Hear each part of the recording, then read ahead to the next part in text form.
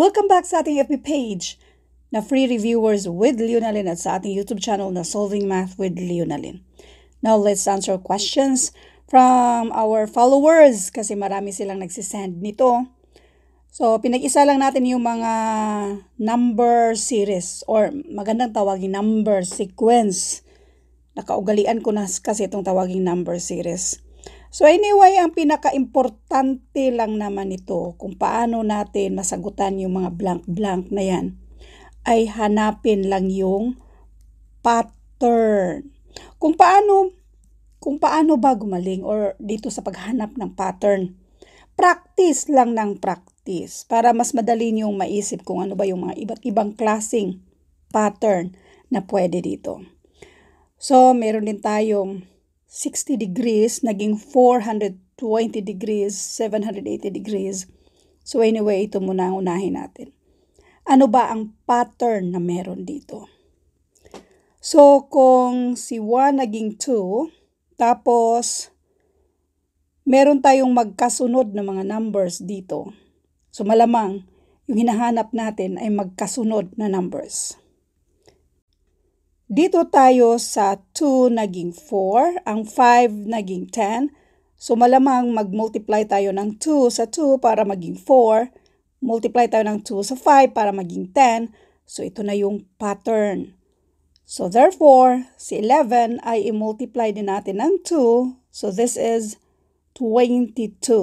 Since magkasunod lang din naman, so ang kasunod lang din dito sa 22 ay itong si 23. Anyway, wala tayong mga yung mga choices ba kung ito ba yung itong 22 and 23 ay nandoon ba talaga sa choices. Wala tayong choices. So anyway, yan yung sagot natin, 22 and 23 at ito naman yung mismong pattern natin. So next, isa sa paraan sa paghahanap ng pattern ay yung hanapin natin yung mismong difference. Paano maghanap ng difference? Bigger number minus smaller number, and this is 360. Dito naman, paano naging 780? So kunin natin ang difference. Ang difference ulit ay 360. Malamang ito na yung pattern. Mag-add lang tayo ng 360 degrees para sa next. So, itry natin itong addan ng 360. 780 plus 360, this is 1,140. Tignan natin kung ito ay addan natin ng 360 kung ang total by 1,500. At yan ay talagang 1,500. Therefore, itong sagot na 1,140 ay tama. Now, all I hope na meron kayong natutunan sa video ito. By the way, sa mismong civil service exam may mga 10. Hindi yan bababa sa 10 item. Itong mga kahalintulad nito.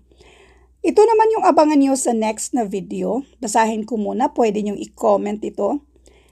Pwede nyo i-comment bali yung sagot. The value of the car has depreciated by 20,000 pesos. It is now worth 380,000 pesos. By how many percent did the value of the car decrease? Mamimigay tayo ng mga iba't ibang ways sa pag-solve nito. Pwede kayong mag-comment muna. So anyway, thank you for watching and all I hope na meron kayong natutunan sa video ito. Thank you and God bless.